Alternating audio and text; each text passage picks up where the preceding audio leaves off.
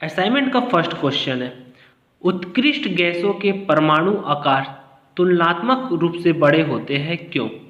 इसका आंसर है उत्कृष्ट गैस के परमाणविक त्रिज्या अपने संबंधित आवर्गों में सर्वाधिक होती है। इसका कारण यह है कि उत्कृष्ट गैसों की त्रिज्या केवल वंडर वॉल त्रिज्या होती है, क्योंकि ये अणु नहीं बनाती है, जबकि अन्यों की सहसंयोजक त्रिज्या होती है। वंडरवॉल त्रिज्या सहसंयोजक त्रिज्या से अधिक होती है, अतः उत्कृष्ट गैसों के परमाणविक आकार तुलनात्मक रूप से बड़े होते हैं। ये फर्स्ट के आ का आंसर है। फर्स्ट में 2 क्वेश्चन दिया गया असाइनमेंट में, ये फर्स्ट है। अब आते हैं सेकंड नंबर। सेकंड नंबर पे है, समुद्री गोताखोर गहरे समुद्र में श्वसन के लिए N2 नाइट्रोजन और ऑक्सीजन O2 के स्थान पर हीलियम तथा ऑक्सीजन O2 के मिश्रण का उपयोग करते हैं क्यों?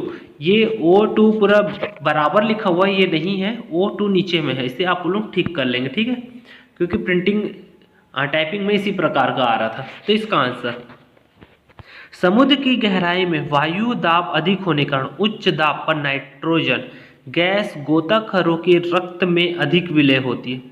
जब ये गोताखोर समुद्र की सतह पर वापस आते हैं तो दाब कम होने के कारण N2 गैस की रक्त में विलयता कम हो जाती है और वायु के बुलबुले बनने के कारण उनके शरीर में तीव्र दर्द, ऐंठन, उल्टी आदि होने लगता है।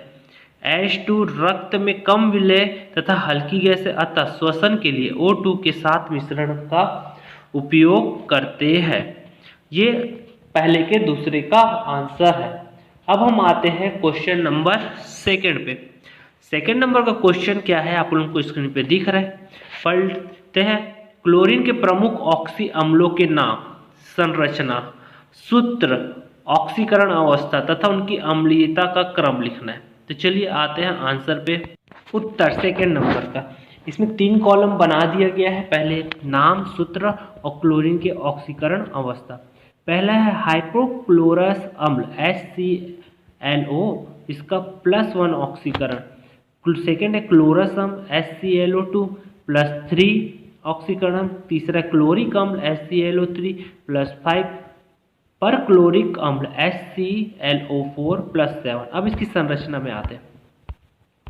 HClO की संरचना, HClO के ClO आयन केंद्र परमाणु क्लोरीन sp3 संकरण द्वारा 4 संकरण कक्षक बनाते हैं, जिनमें से 3 पर एकांकी इलेक्ट्रॉन युग्म और चौथा ऑक्सीजन परमाणु के D कक्षक से अतिव्यापन करके सिग्मा बंध बनाते हैं। इसकी आकृति रेखी होती है, ये आप लोगों को दिख रहा है, ठीक है।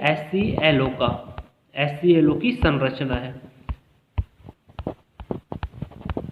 हाइपोक्लोरस अम्ल का। मैं इसको स्क्रॉल कर देता हूँ, इससे आप लोग इसका संरचना लिख सकते हैं।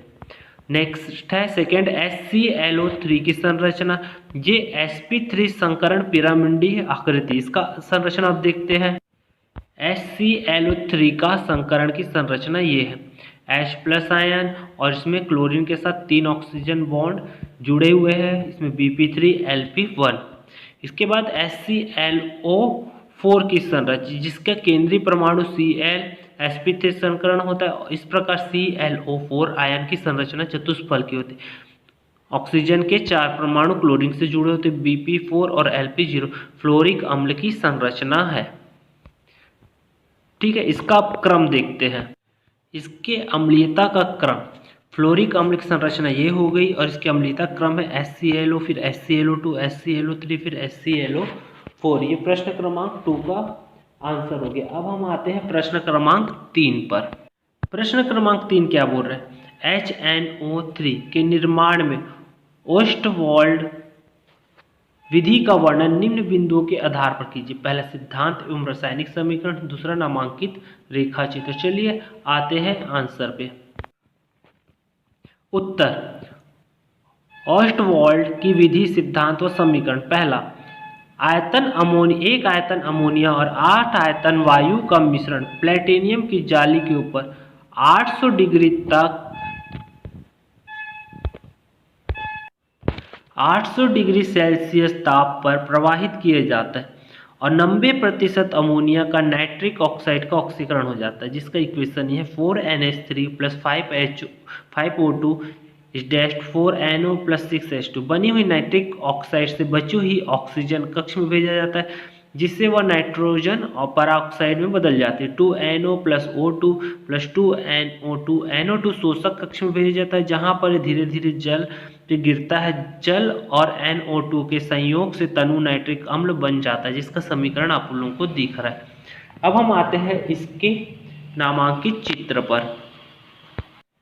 ये इसका नामांकित रेखा चित्र है। आप इसको अच्छे से, मैं इसको स्क्रॉल कर दे रहा हूँ, नाइट्रिक अम्ल बनाने की ऑस्टवाल्ड विधि, जिसे आप लोग अच्छे से डायग्राम कंप्लीट कर सके। मैं इसे और थोड़ा स्क्रॉल करके बड़ा कर देता हूँ, जिससे स्क्रीन पे अच्छे से दिखाई दे। ठीक है, इसका आप स्क्रीनशॉट ले लीजिए और इसका नामांकित रेखा चित्र बना सकते हैं। अब हम चलते हैं प्रश्न क्रमांक 4 पे। प्रश्न क्रमांक 4 क्या बोल रहा है उसे देखते हैं। प्रश्न क्रमांक 4, समूह 16 के तत्वों के इलेक्ट्रॉनिक विन्यास लिखिए। इसके निम्न गुणों के क्रमिक परिवर्तन किस प्रकार होता है? ऑक्सीकरण अवस्था और हाइड्राइड, ये दोनों बताना है।